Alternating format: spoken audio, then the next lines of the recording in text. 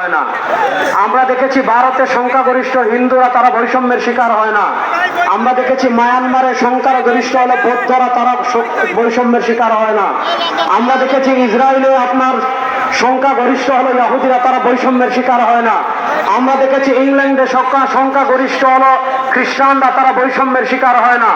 কিন্তু গত 52 বছর থেকে এই বাংলাদেশের সংখ্যাগরিষ্ঠ মুসলমানরা সবচেয়ে বেশি বৈষম্যের শিকার হয়েছে, সবচেয়ে বেশি জুলুমের শিকার হয়েছে, সবচেয়ে বেশি অত্যাচারের শিকার হয়েছে।